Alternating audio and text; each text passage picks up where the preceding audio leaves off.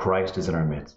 Today, on Sunday, December 3rd, we commemorate the 14th Sunday of Luke, the holy prophet Sophonias, our righteous father John, bishop and Hesychast, the holy martyrs Agapius and Seleucius, St. Theodore the Archbishop of Alexandria, Angelus the new martyr, and Carpus the higher martyr. Regarding St. Zephaniah the prophet, this prophet, who is ninth in order among the minor prophets, was the son of Cushi, from the tribe of Levi, or according to some, the great-grandson of King Hesychast. He prophesied in the years of Josias, who reigned in the years 641 to 610 before Christ. His book of prophecy is divided into 3 chapters. His name means Yah has concealed. As we celebrate your memory of your prophet Sophonias, O Lord, through him we beseech you to save our souls. From St. Paul's letter to the Ephesians. Brethren, walk as children of light, for the fruit of light is found in all that is good and right and true. And try to learn what is pleasing to the Lord. Take no part in the unfruitful work of darkness, but instead expose them. For it is a shame even to speak of the things that they do in secret. But when anything is exposed by the light, it becomes visible. For anything that becomes visible is light.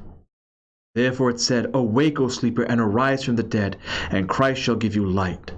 Look carefully then how you walk, not as unwise men, but as wise, making the most of the time, because the days are evil.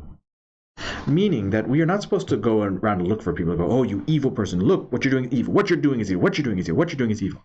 Rather, we are supposed to live by light. By being light, we expose the darkness. If your life is light, then everything that is darkness around you will be bathed in that light. You don't need to look at the darkness and say, oh, I'm light and you're dark. No. The darkness will be revealed by the presence and the dichotomy of being compared against the light of your life, if your life is in Christ. Meaning that we should not be looking to other people and saying, oh, you sinner, but rather live our lives justly. Be an example. Strive for your salvation, and others will be saved by being around this. Therefore, do not be foolish, but understand what the will of the Lord is. And do not get drunk with wine, for that is debauchery, but be filled with the Spirit, addressing one another in psalms and hymns and spiritual songs, singing and making melody to the Lord with all your heart.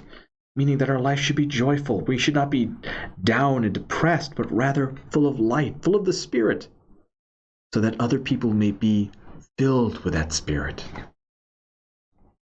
From the Gospel according to St. Luke. At that time, as Jesus drew near to Jericho, a blind man was sitting by the roadside begging, and hearing a multitude going by, he inquired what this meant. They told him, Jesus of Nazareth is passing by, and he cried, Jesus, Son of David, have mercy on me. And those who were in front of him rebuked him, telling him to be silent. But he cried all the more, Son of David, have mercy on me. And Jesus stopped and commanded him to be brought to him. And when he came near, he asked him, What do you want me to do for you? He said, Lord, let me receive my sight. And Jesus said to him, Receive your sight. Your faith has made you well. And immediately he received his sight and followed him, glorifying God. And all the people, when they saw it, gave praise to God. Now, again, much like the parable of the Good Samaritan, we see that Jericho is symbolic of hell. This man is in hell.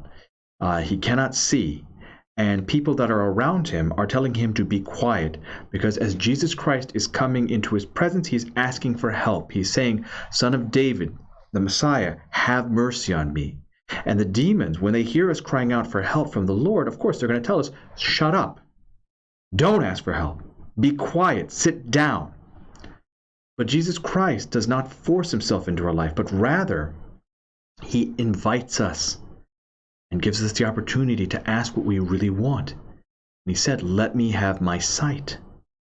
Now, when we are in hell, we're full of sin. Sin clouds up our nous, the noetic eyes of our heart. And so when Jesus Christ gives this man his sight, he is essentially wiping away all the sin, all the deluge from his face, so he is able to see God. And when he sees God, he glorifies God and he follows God. He was getting out of hell. He is able to leave Jericho and follow after Christ. This is what happens when we cry with faith unto Christ our God and believe that no matter how dire a situation, no matter what kind of hell we find ourselves in, He can and He will get us out if we ask. He will not leave us in our spiritual prison, but will rescue us if we seek Him out, if we cry out, if we call with faith. He will answer. I hope that you've enjoyed today's Spiritual Calisthenics. Have a blessed and wonderful day.